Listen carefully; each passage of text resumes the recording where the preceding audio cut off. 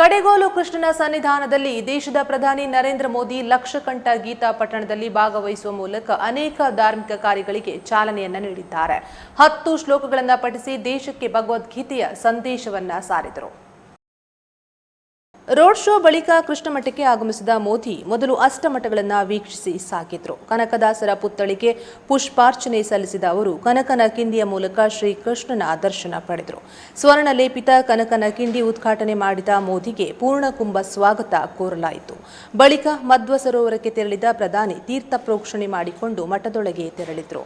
ಪುತ್ತಿಗೆ ಸ್ವಾಮೀಜಿಯವರ ಸನ್ಯಾಸ ಜೀವನದ 50ನೇ ವರ್ಷ ಪೂರ್ಣಗೊಂಡ ಹಿನ್ನೆಲೆಯಲ್ಲಿ 2 ಕೋಟಿ ವೆಚ್ಚದಲ್ಲಿ ತೀರ್ಥ ಮಂಟಪಕ್ಕೆ ಸ್ವರ್ಣ ಲೇಪ ಮಾಡಲಾಗಿತ್ತು.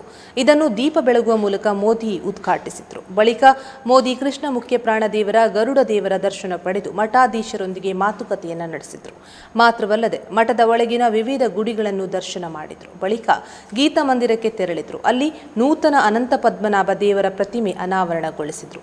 ಧ್ಯಾನ ಮಂದಿರದ ಗೋಡೆಯ ಶಿಲೆಯಲ್ಲಿ ಭಗವದ್ಗೀತೆ ಬರಹ ಧ್ಯಾನ ಮಂದಿರ ವೀಕ್ಷಣೆಯನ್ನ ಮಾಡಿದರು. ಈ ಸಂದರ್ಭದಲ್ಲಿ ಉಡುಪಿ ಪುತ್ತಿಗೆ ಸುಗುಣೇಂದ್ರ ತೀರ್ಥ ಸ್ವಾಮೀಜಿ, ಪೇಜಾವರ ವಿಶ್ವಪ್ರಸನ್ನ ತೀರ್ಥ ಸ್ವಾಮೀಜಿ, ಪುತ್ತಿಗೆ ಸುಶೀಂದ್ರ ತೀರ್ಥ ಸ್ವಾಮೀಜಿ, ಶಿರೂರು ವೇದವರ್ಧನ ತೀರ್ಥ ಸ್ವಾಮೀಜಿ, ಕುಕ್ಕೆ ಸುಬ್ರಹ್ಮಣ್ಯ ವಿದ್ಯಾಪ್ರಸನ್ನ ತೀರ್ಥ ಸ್ವಾಮೀಜಿ ಉಪಸ್ಥಿತರಿದ್ದರು. ನರೇಂದ್ರ ಮೋದಿಗೆ ಮಾಧ್ವ ಸಂಪ್ರದಾಯದ ಪ್ರಕಾರ ತಿಲಕ, ಅಂಗಾರಕ ಅಕ್ಷತೆ ಇರಿಸಲಾಯಿತು. ಬೆಳ್ಳಿಯ ತುಳಸಿ ಮಾಲೆಯನ್ನು ನೀಡಿ ಗೌರವಿಸಲಾಯಿತು. ಬಳಿಕ ಲಕ್ಷಕಂಠ ಗೀತಾ ಪಠಣ ನಡೆಯುವ ವೇದಿಕೆಗೆ ಬಂದು ಲಕ್ಷ ಪಠಣದಲ್ಲಿ ಭಾಗವಹಿಸಿದ್ರು.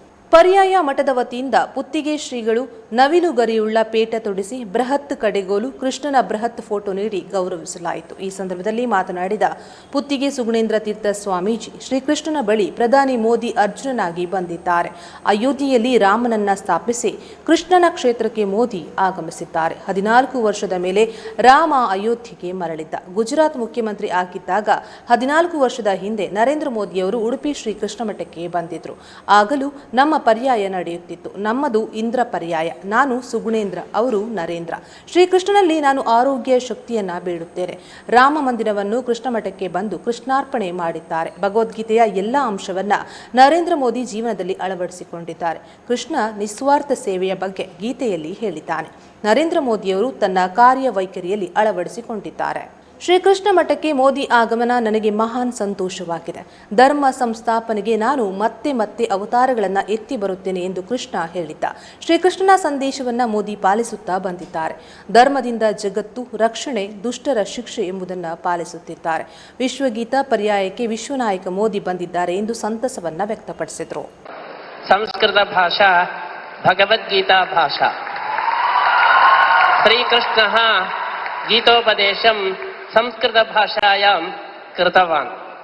अतः गीता भाषायां संस्कृत भाषायां 5 निमेषपर्यन्तं वयं वाक्यं वदामः.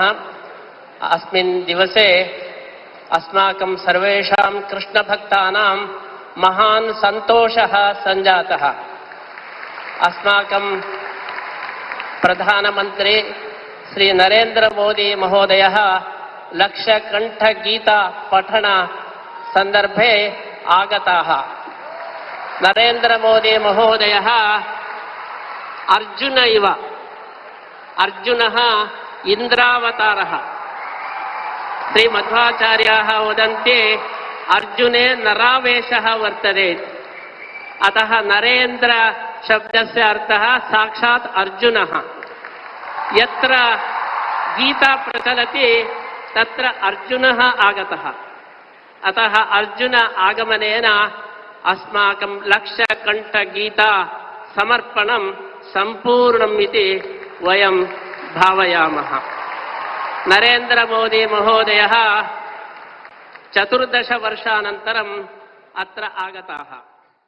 ಇನ್ನು ಪ್ರಧಾನಿ ನರೇಂದ್ರ ಮೋದಿ ಎಲ್ಲರಿಗೂ ನಮಸ್ಕಾರ ಎಂದು ಕನ್ನಡದಲ್ಲಿ ಭಾಷಣವನ್ನ ಆರಂಭಿಸಿದರು. ಧಾರ್ಮಿಕ ಕೇಂದ್ರಗಳಿಗೆ ಹೋಗಿ ಅಲ್ಲಿನ ದೇವರ ದರ್ಶನ ಪಡೆಯುವುದರಿಂದ ನನಗೆ ಆತ್ಮೀಯ ಧಾರ್ಮಿಕ ಸಂತೋಷ ಸಿಕ್ಕಿದೆ. ಸ್ವಚ್ಛತೆಯ ವಿಚಾರ, ಡ್ರೈನೇಜ್ ಸಿಸ್ಟಮ್, ನೀರಿನ ಪೂರೈಕೆ ಹೀಗೆ ಅನೇಕ ವಿಚಾರದಲ್ಲಿ ಉಡುಪಿ ದೇಶಕ್ಕೆ ಮಾದರಿಯಾಗಿದೆ. ಏಕಕಾಲದಲ್ಲಿ ಲಕ್ಷಕಂಠ ಗೀತಾ ಪಠಣದಿಂದ ನಮ್ಮ ಜೀವನದಲ್ಲಿ ಹೊಸ ಹುಮ್ಮಸ್ಸು, ಶಕ್ತಿ ನೀಡುತ್ತದೆ.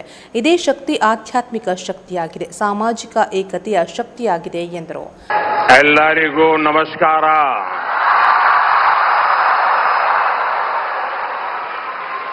जय श्री कृष्ण. जय श्री कृष्ण। जय श्री कृष्ण।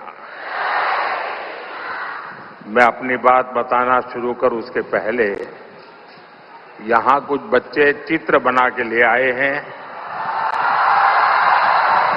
जरा एसपी जी के लोग और लोकल पुलिस के लोग मदद करें, उसको कलेक्ट कर लें।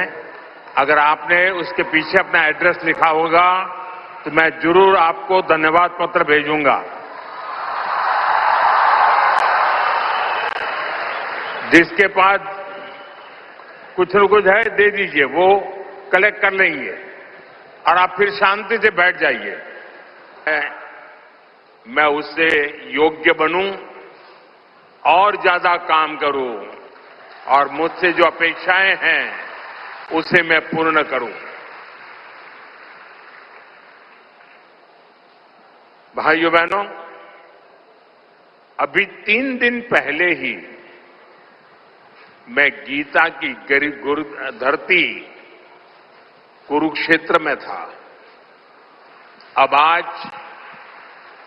भगवान श्री कृष्ण के आशीर्वाद और जगतगुरु श्री मध्वाचार्य जी के यश की इस भूमि पर आना मेरे लिए परम संतोष का अवसर है।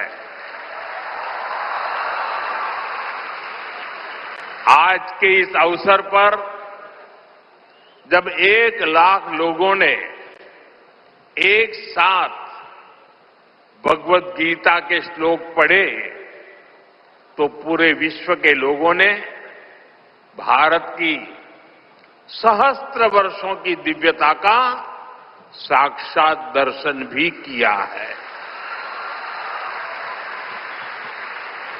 इस कार्यक्रम में हमें आशीर्वाद देने के लिए पधारे हुए श्री श्री सुगुणेन्द्र तीर्थ स्वामी जी, श्री श्री सुशींद्र तीर्थ स्वामी जी, कर्नाटका के गवर्नर थावरचंद गहलोत जी, केंद्रीय मंत्रिमंडल के मेरे सहयोगीगण, राज्य सरकार के मंत्री, सांसद, विधायक, उडुपी के अष्टमठों के सभी अनुयायी, उपस्थित अन्य संतगण, देवी और सज्जनों, कर्नाटका की इस भूमि पर यहां के स्नेहीजनों के बीच आना मेरे लिए सदा ही एक अलग अनुभूति